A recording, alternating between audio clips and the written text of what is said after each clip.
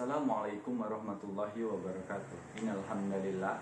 Baiklah, tujuan pembuatan tugas ini adalah sebagai memenuhi UTS dari Umi Fadilah Siska dengan mata kuliahnya yaitu perencanaan pembelajaran bahasa Arab. Dengan saya sendiri, Dedi Saputra, kelas 4A, Prodi Pendidikan Bahasa Arab dengan NIM 18112200001. Baiklah, langsung saja ke pertanyaan pertama. Jelaskan apa yang Anda ketahui tentang perencanaan pembelajaran bahasa Arab dan prinsip-prinsip apa yang harus dimiliki oleh seorang guru dalam pembelajaran bahasa Arab. Baiklah, perencanaan pembelajaran bahasa Arab. Perencanaan itu sendiri berasal dari kata rencana. Pe dan an adalah sebagai imbuhan. Nah, rencana itu adalah suatu proyeksi yang nanti akan dikerjakan untuk kedepannya. Dalam bahasa Inggris, perencanaan disebut sebagai planning. Para ahli menyebutkan perencanaan pembelajaran ini sangat berpengaruh, yaitu kenapa perencanaan ini adalah suatu konsep sebelum terjadinya proses belajar mengajar, didik mendidik yang nanti akan menuju pada suatu tujuan, yaitu tercapainya pendidikan itu sendiri seperti mencerdaskan murid-muridnya. Baiklah, selanjutnya yaitu prinsip-prinsip yang harus dimiliki oleh guru, yaitu ada beberapa, salah satunya yaitu adalah prioritas. Sebagai guru dalam mengajarkan bahasa Arab, pendidik harus mampu memilih mana yang terlebih dahulu yang harus diajarkan kepada murid-murid tersebut sesuai dengan jenjang-jenjang mereka masing-masing. Seperti misalkan dalam bahasa Arab mendengarkan, lalu nanti selanjutnya yaitu menulis, dan bertahap sebagaimana masa. Nah, terus guru juga harus mampu mengoreksi. Jadi sebagai guru kita jangan hanya cuman memberi tanpa murid tidak tahu mana mereka salah, kita langsung ngomong ini salah, sebagaimana tidak, kita sebenarnya mampu mengoreksi apa yang kita berikan kepada murid-murid tersebut. Selanjutnya yaitu bertahap. Guru memberikan materi ini harus bertahap, dari yang paling dasar sampai nanti yang pada paling tahap tertinggi. Misalkan dalam bahasa Arab kita diwajibkan sama seperti tadi ke prioritas tadi, guru harus mampu memilih mana yang lebih dahulu.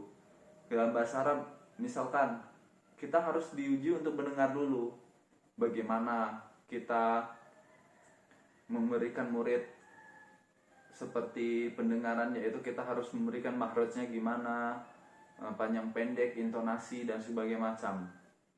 Lanjut yaitu emosional. Nah, guru dalam mengajarkan itu harus bergairah agar murid-murid ini bersemangat untuk belajar, seperti itu. Selanjutnya esensi dalam pengaplikasian. Nah, dalam pengaplikasian ini itu hasil akhir dari apa yang nanti sudah diajarkan sebelumnya, yaitu bagaimana siswa dituntut dalam bahasa Arab misalnya untuk sehari-hari mampu untuk berbicara menggunakan bahasa Arab, seperti muhadasah dengan temannya, seperti itu. Baiklah, soal selanjutnya yaitu apa jenis-jenis tujuan dari pembelajaran bahasa Arab dalam bidang istima, qiraat, kalam, dan kitabah. Yang pertama yaitu istima. Sebelum kita melanjutkan jenjang pelajaran yang lebih dalam lagi, pelajaran yang pertama yang harus disampaikan yaitu istima. Dari sini nanti para siswa baru bisa membedakan mana makhraj, intonasi dan segala macam. Lanjut kepada qiraah. Dari hasil mendengar tadi, diharapkan para siswa dapat membaca apa yang dia dengarkan tadi. Lanjut kepada kalam. Kalam yaitu bagaimana seseorang dapat mengucapkan hasil dari istimak dan qiraat itu sendiri. Lanjut kepada kitabah. Produksi dari 3 poin di atas tadi yaitu adalah kitabah, di mana mahasiswa dituntut agar dapat menghasilkan dari poin-poin tersebut. Baiklah, soal yang ketiga yaitu jelaskan jenis-jenis bidang pembelajaran bahasa Arab dalam perkembangan dalam pembelajaran qawaid dan ma'ani. Qawaid itu sendiri terbagi menjadi 2, yaitu nahwu dan sorof. Sedangkan ma'ani yang bermakna yaitu maknanya itu sendiri. Nah, jadi dalam 2 pembelajaran tersebut antara qawaid dan ma'ani berkaitan. Pertanyaan soal nomor 4 yaitu jelaskan jenis-jenis pembelajaran dalam bidang bahasa Arab dalam keterampilan, yaitu dalam bidang istimak, qiraat, kalam, dan kitabah. Pertama dari istimak. Dalam prakteknya secara langsung, kalau di dalam pelajaran itu bisa kita dapat temukan pada pelajaran al-imla. Nah, di sana hampir dipukul rata, itu hampir bisa didapatkan semua seperti qiraat, kalam, dan kitabah. Kenapa di imla ini sangat dipukul rata?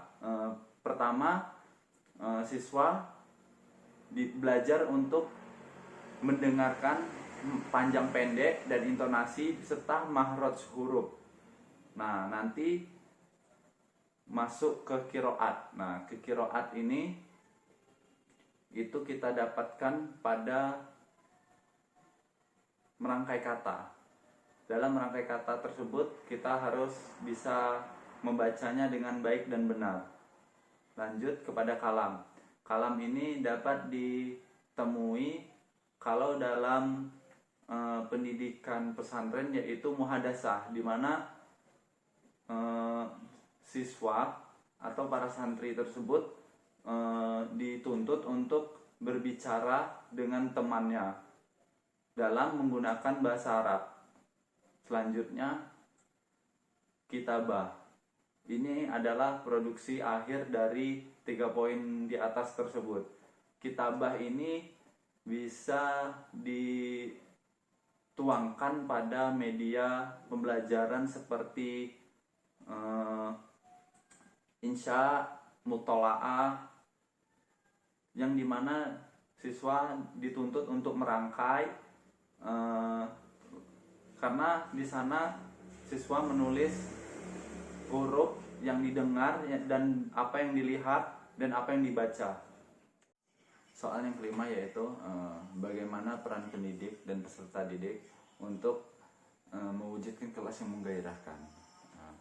Antara lain, guru harus menjadi inisiator, pelopor, tauladan, kreatif, pemaaf, dan eksekutor. Kenapa pendidik harus memiliki semua poin tersebut? Kita ambil salah satu, seperti tauladan. Guru haruslah tauladan, sebagaimana nanti siswa dan para murid-muridnya dapat mengikuti sebagai contoh dalam hal kecil, yaitu seperti tepat waktu. Selanjutnya seperti kreatif.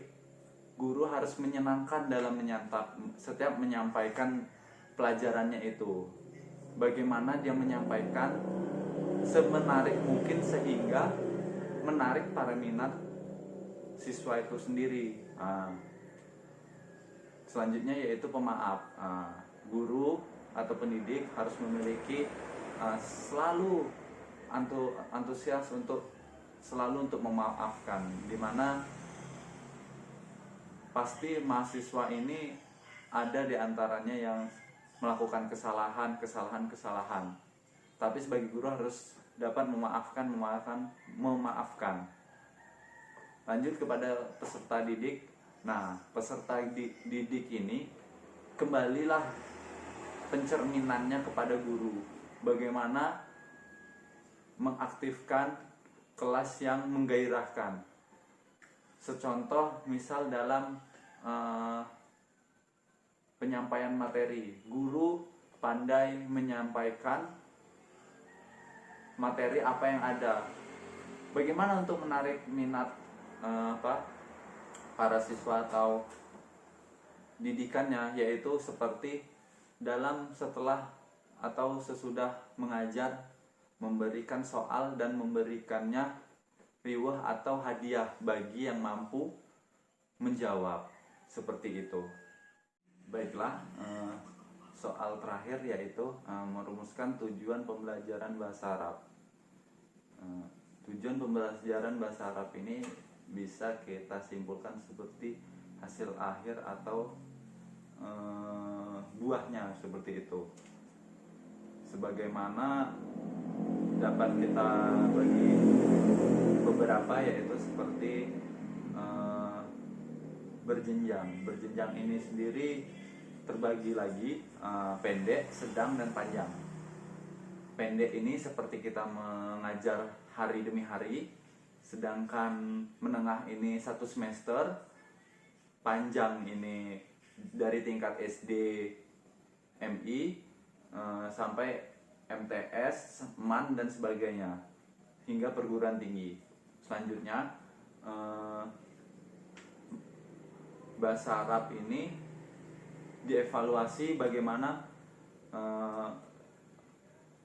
pengamalannya di setiap hari, bagaimana belajarnya kan, lalu masuk kepada penilaian, baru nanti masuk lagi ke psikomotorik, bagaimana anak tersebut mampu menjalankan sebagaimana muhadasah, kalam, dan istima, seperti itu.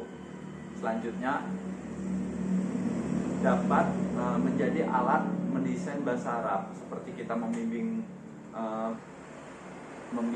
anak didik, mengarahkannya, membangun komitmen kepada peserta didik itu sendiri. Itulah tadi jawaban-jawaban dari pertanyaan UTS yang diberikan Umi Fadilah. Saya akhiri. Wabillahi taufiq wal hidayah. Satu lagi pesan, karena ini musim virus, jangan lupa apabila setelah beraktivitas di luar, cuci tangan. Apabila keluar, mengharuskan diri untuk keluar, jangan lupa menggunakan masker. Syukron ila ihtimamikum. Ila liqa. Wassalamualaikum warahmatullahi wabarakatuh.